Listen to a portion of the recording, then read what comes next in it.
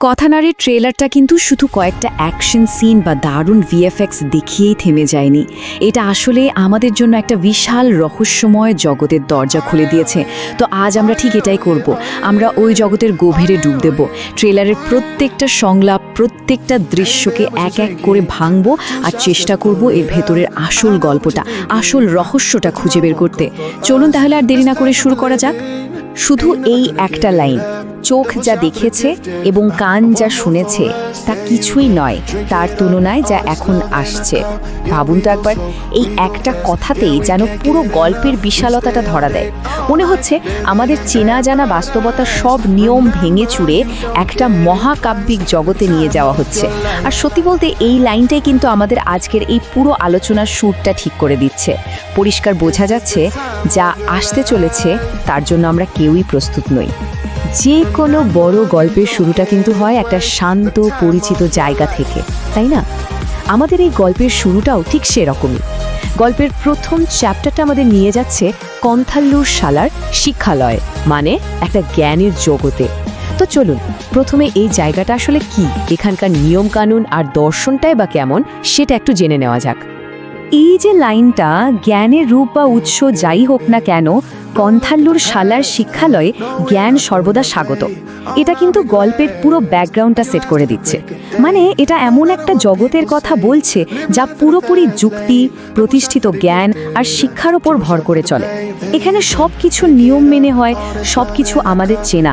আর সবচেয়ে গুরুত্বপূর্ণ ব্যাপার হলো এই জগতে অলৌকিকতার কোনো জায়গা নেই। আর এই ব্যাকগ্রাউন্ডটা বুঝে নেওয়াটা কিন্তু খুব দরকারি। কেন? কারণ এটাই সেই স্টেজ যেখানে আসল নাটকটা শুরু হতে চলেছে।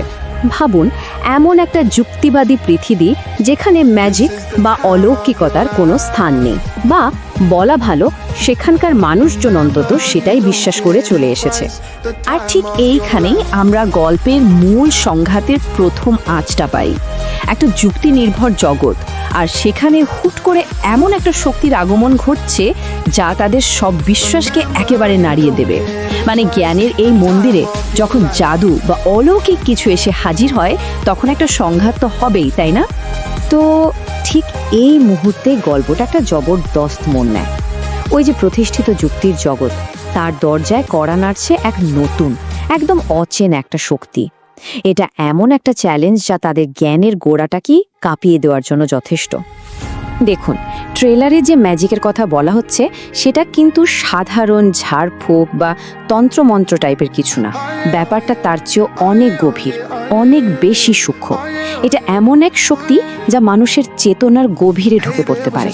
মানে এটা বাইরের দুনিয়ার জাদু নয়, এটা হলো মানুষের ভেতরের দুনিয়ার জাদু।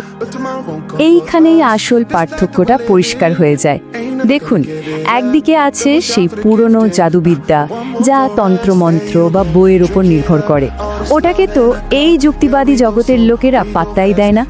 আর ঠিক তার উল্টো দিকে আছে একদম নতুন এক ধরনের শক্তি যা সরাসরি মানুষের মন আর চেতনাকে কন্ট্রোল করতে পারে। আর এই দুই শক্তির টক্করটাই কিন্তু গল্পটাকে এগিয়ে নিয়ে যাবে। কথাটা ভাবুন একবার, এই শক্তি নাকি আত্মার সাথে মিশে যাবে আর স্বপ্নের তাঁত হয়ে উঠবে। এর মানে কি দাঁড়ায়? এর মানে হলো এই পাওয়ারটা শুধু বাইরের জিনিসপত্র বদলায় না, এটা মানুষের ভেতরের জগৎটাকে পুরো নতুন করে তৈরি করে ফেলে। সোজা কথায়, স্বপ্ন আর বাস্তবতার মধ্যে যে একটা লাইন আছে সেটাকেই এটা মুছে দিতে পারে। তার মানে এর প্রভাবটা হবে খুবই ব্যক্তিগত আর অবিশ্বাস্য রকমের গভীর। তো এতক্ষণ আমরা ফিলসফি আর ম্যাজিক নিয়ে কথা বলছিলাম, কিন্তু এবার গল্পের স্কেলটা হঠাৎ করে অনেক বড় আর ভয়ঙ্কর হয়ে যাচ্ছে। কারণ এবার শুধু বিশ্বাস বা জ্ঞানের লড়াই নয়, এবার পুরো রাজ্যটা একটা ভয়ানক বিপদের মুখে। আর আমরা তো জানি, যখন বিপদ এত বড় হয় তখনই জন্ম হয় এক কিংবদন্তির। এই একটা লাইন, আমাদের বিশ্বাস করুন ভেনা গভীর বিপদে পড়েছে, ব্যাস গল্পের মূল সংকটটা একেবারে সামনে চলে এলো। রাজ্য বিপদে পড়েছে আর তাদের এখন একজন রক্ষাকর্তা দরকার। আর এখান থেকেই কিন্তু আমাদের হিরোর এন্ট্রি স্টেজটা তৈরি হচ্ছে। কিন্তু প্রশ্ন হলো, কে এই নায়ক? তাকে বর্ণনা করা হচ্ছে অগ্নিস্বরূপ বলে, মানে আগুনের অবতার। বলা হচ্ছে তার মধ্যে এমন শক্তি আছে যা কোনো নশ্বর শরীরের ধারণ করার কথা নয়। এই কথাগুলো থেকে পরিষ্কার যে আসছে সে কোনো সাধারণ যোদ্ধা না, সে মানুষের চেয়ে অনেক ঊর্ধ্বে, যেন প্রকৃতিরই একটা জীবন্ত রূপ, এমন একজন যে অসম্ভবকে সম্ভব করতেই আসে।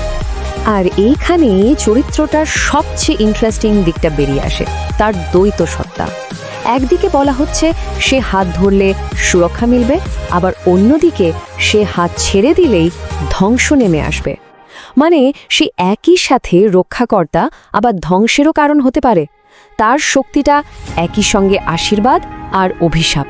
আর এই জটিলতায় কিন্তু চরিত্রটাকে আর 5টা সাধারণ হিরোর থেকে একদম আলাদা করে দিচ্ছে। বেশ, তাহলে আমরা গল্পের জগৎটা দেখলাম, জাদুর ধরনটা বুঝলাম, হিরোর একটা পরিচয়ও পেলাম, কিন্তু এবার আমরা গল্পের এমন একটা লেয়ারে ঢুকতে চলেছি যা সবচেয়ে গভীর, সবচেয়ে রহস্যময়, কাহিনীর একেবারে মূল ধাঁধাটা। এই যে শেষ কথাটা, মায়া, মহাজাগতিক মায়া, এটা যেন পুরো গল্পটাকে এক ঝটকায় একটা অন্য লেভেলে নিয়ে গেল।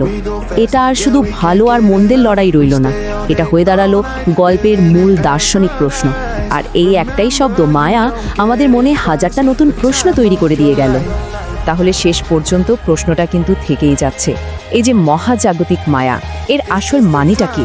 এটাই কি সেই বিপদ যার কথা বলা হচ্ছে, নাকি এটাই আমাদের নায়কের শক্তির উৎস? অথবা সবচেয়ে বড় প্রশ্ন, এই মায়াটাই কি আসলে এই পুরো জগতের আসল বাস্তবতা? এর উত্তর হয়তো ছবিটা দেখলেই পাওয়া যাবে, কিন্তু এই একটা প্রশ্নই আমাদের এটা বুঝিয়ে দেওয়ার জন্য যথেষ্ট যে কথনারের গল্পটা আমরা যা ভাবছি তার চেয়ে অনেক অনেক বেশি গভীর হতে চলেছে।